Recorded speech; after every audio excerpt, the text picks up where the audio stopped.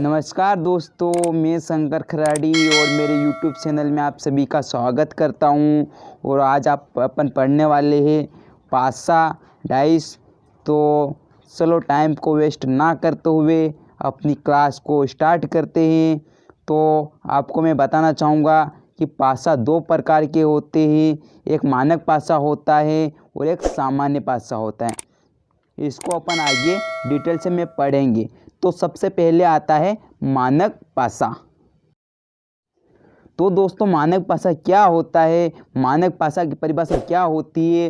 तो मानक पासा की परिभाषा होती है कि किसी भी दो सतह के अंकों का योग 7 ना हो तो वह पासा मानक पासा कहलाता है।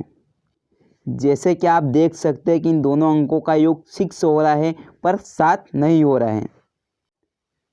इसी प्रकार आप देख सकते हैं कि इन दोनों अंकों का योग 4 हो रहा है पर 7 नहीं हो रहा है। इसी प्रकार आप देख सकते हैं इन दोनों अंकों का योग 8 हो रहा है पर 7 नहीं हो रहा है। तो यह पासा मानक पासा है। मानक पासा में विपरीत सतहों पर अंकों की पहचान। अगर आपको कोई पूछे 1 के विपरीत तो 6, 2 के विपरीत तो 5 और 3 के विपरीत तो 4, और अगर 4 के विपरीत पूछे तो 3 और 5 के विपरीत पूछे तो 2 और 6 के विपरीत पूछे तो 1। अब आता है सामान्य पासा। सामान्य पासा की परिभाषा क्या होती है? किसी भी दो सतहों का अंकों का योग 7 हो जाए तो पासा सामान्य पासा कहलाता है। इसको आप इस तरह से भी समझ सकते हैं कि जैसे कि आप किसी के भी लाइफ में 7 हो जाता है तो वो सामान्य सी लाइफ जीने लग जाता है। जैसे कि आप देख सकते हैं कि इस पासे में दोनों अंकों का योग 3 और 4 के अंकों का योग 7 हो रहा है, तो यह पासा सामान्य पासा कहलाएगा।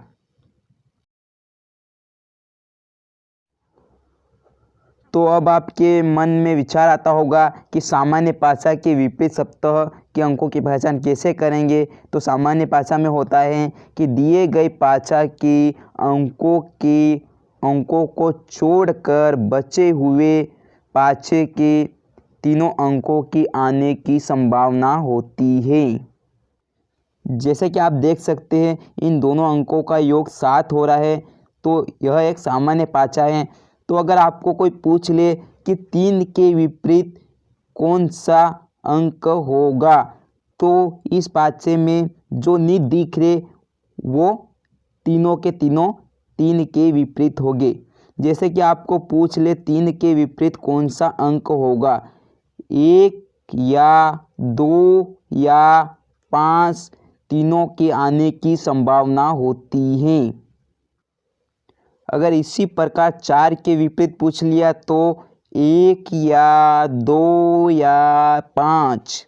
इसी प्रकार 6 के विपरीत पूछ लिया तो 1 या 2 या 5। तो इसी प्रकार उम्मीद करता हूँ कि आपको अच्छे से समझ में आया होगा और आगे कुछ उदाहरण के माध्यम से समझाने की कोशिश कर रहा हूँ। तो चलो अपन क्वेश्चन के द्वारा समझते हैं। तो पहला प्रश्न है कि दिए गए पासे में से के विपरीत सतह पर कौन सा अंक होगा? सबसे पहले अपने को देखना है कि पासा कौन सा है। तो इन दोनों अंकों का योग देखा तो 5 हो रहा है, इन दोनों अंकों का योग देखा तो 3 हो रहा है, इन दोनों अंकों का योग देखा तो 4 हो रहा है। तो इससे स्पष्ट पता चलता है कि पासा मानक है। और पासा मानक है तो मैंने बताया है आपको कि से के विपरीत कौन होगा? 1। से के विपरीत कौन होगा? तो इसमें ऑप्शन नंबर सी आपका राइट आंसर है। क्वेश्चन नंबर 2 है, दिए गए पासा में 3 के विपरीत सतह पर कौन सा अंक होगा? तो सबसे पहले अपने को पासा को पहचानना है। इस दोनों अंकों का योग देखा तो 5 आ रहा है, फिर हमने इस दोनों अंकों का योग देखा 4 और 3 के अंकों का योग 7 हो रहा है। इससे पता चला के सामान्य पाछा हैं और सामान्य पाछा का रूल होता है कि दिए गए पाछे के अंकों को छोड़ के बचे तीनों अंकों को आने की संभावना होती है। तो जो इस पासे में है उसको छोड़ के बाकी 3 को आने की संभावना है। तो कौन कौन से 3 आएंगे, जैसे कि अपन देखते हैं इस पासे में 2 है, 3 है और 4 है। इन तीनों को छोड़ के बाकी 1, 5 और 6 आने की संभावना है। तो इसके लिए ऑप्शन नंबर ए आपका राइट आंसर है। इस क्वेश्चन का right answer option number A है। अगर आपको वीडियो पसंद आया हो तो लाइक करें, शेयर करें, सब्सक्राइब करें चैनल को और अपने दोस्तों के साथ ज़रूर शेयर करें। तब तक के लिए जय हिंद। मिलते हैं अटली पाटली ब्रेक के साथ।